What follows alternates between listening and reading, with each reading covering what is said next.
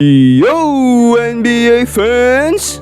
Napakatinding comeback win ng Lakers. 3-game win streak na. Napakaangas nitong si Zion Williamson. Inuna pa kayabangan.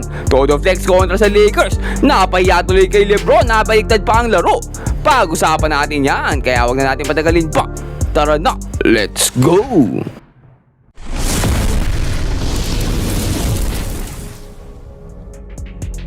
At yun nga no, kaharap nga ngayon ng Los Angeles Lakers ang almost complete na lineup ng New Orleans Pelicans. Si Jordan po nga lang ang wala dito at first quarter pa nga lang ganadong-ganado na sila. Kaso AR dito nakakuha pa ng steal, fast break para sa Lakers, biyento na kay LeBron ng bola. LeBron nagmamadali, sumalaksak na, nagpasabit-sabit pa sa ere. At mukhang ginaganahan nga dito si LeBron James, nakakuha pa siya ng early 3-pointer para dito sa Los Angeles. Kaso lang nakakuha naman agad ng back-to-back 3 points dito ang New Orleans Pelicans.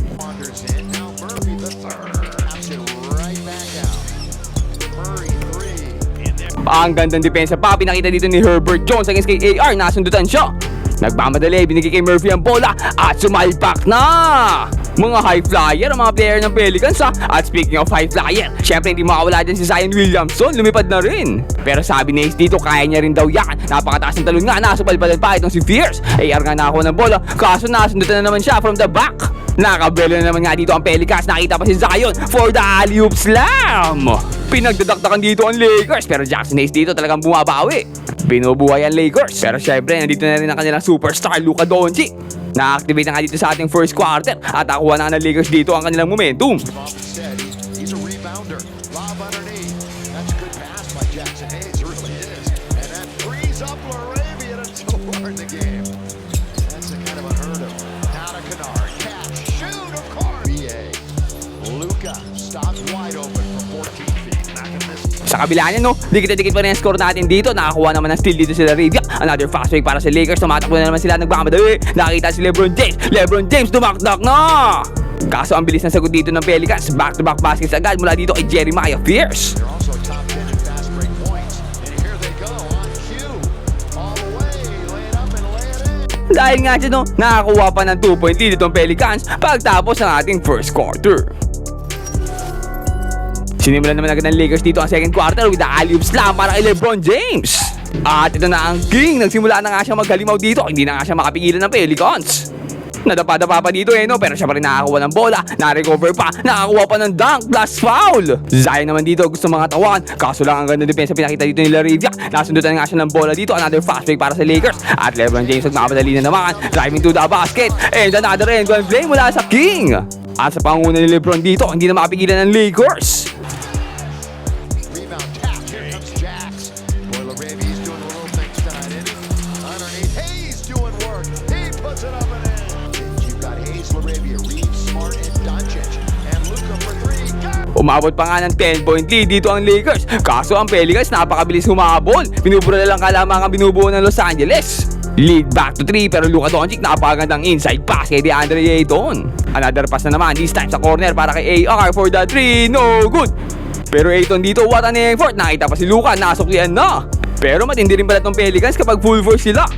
Talagang hindi makalayo dito ang Lakers eh. That's right. Somebody that can prevent a score. 51-46. Zion. Stucchino. Here's Williamson underneath. Put it up and in. At isa na nga lang kalamangan ng Lakers dito, last minute ng second quarter. Pero buti na lang dito si Luka Doncic. Nakakuha pa siya ng mid-range jumper na nag-extend ng kalamangan ng Lakers dito sa tatlo pagtapos ng ating first half. Pagpasok ng ating second half, nagwawala na itong Los Angeles Lakers, going on a rampage na against dito sa Pelicans. Side confronted there by Zion. Luka lob underneath. 3-on-1. Make it a 3-on-2. And they leave it over to Murphy before the Lakers got back. Now at the other end is Luka. So it's the guy sweeping the.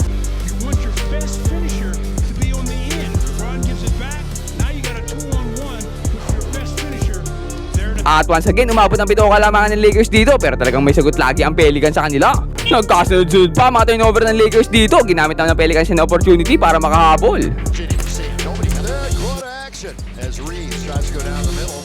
This one out on top with got to open Sadiq the Bey. man under the bucket. Yeah, they really did. 1-point lead. They led by as many as 10. And New Orleans is about to take the lead right here.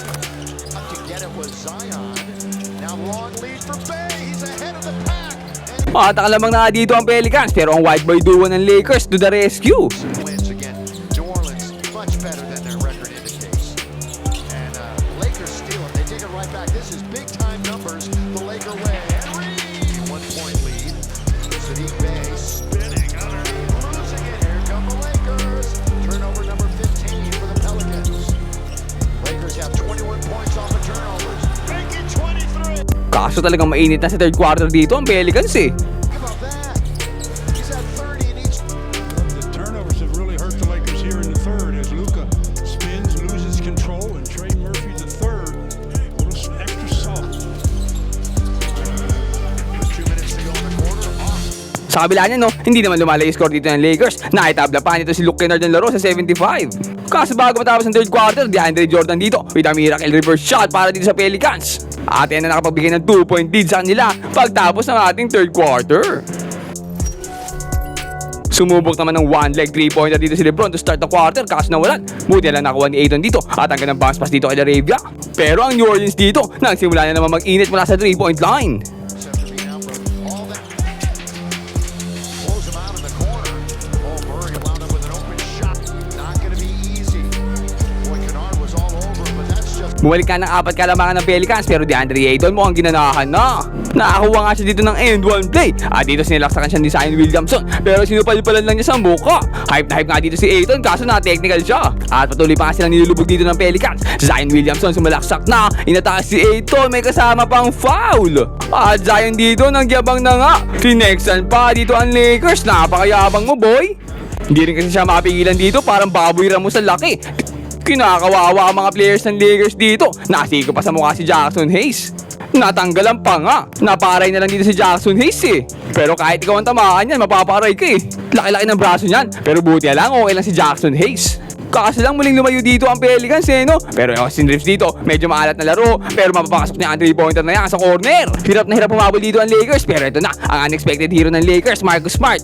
Nakapagpasabit nga siya doon no. Ang ganda pa ng pass niya dito kay Luke Kennard para sa 3-pointer. Kaso no good. Pero grabing effort na naman para sa kanya para sa second chance points. Ang gandang find pa niya para kay AR to take the lead para sa Lakers. At muling nabuhayan ng Lakers dito dahil dito kay Marcus Smart. Mukhang nagising na rin to si Luka Doncic na kalusot sa 3 defenders. Kaso Zion Williamson dito hindi pa tapos. Gustong panindigan ng kayabangan niya pero Austin Reeves dito, what a block. Kaso nga lang no, natamaan siya sa siko nito si Zion Williamson. Aray ko po. Parang kalabaw itong si Zion Williamson eh. Pag binantayan mo talagang mapapaaray ka. Mukhang natamaan daw ang nerves ni Austin Reeves sa siko. At medyo naman hid nga kami nito si Austin Reeves. Pero nakabalik naman siya sa laro eh no.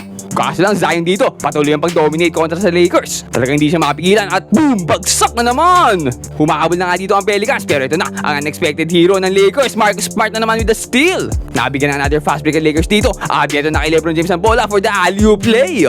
Zion naman dito sumalaksak na naman pero LeBron James with the block. Tama ka na raw boss!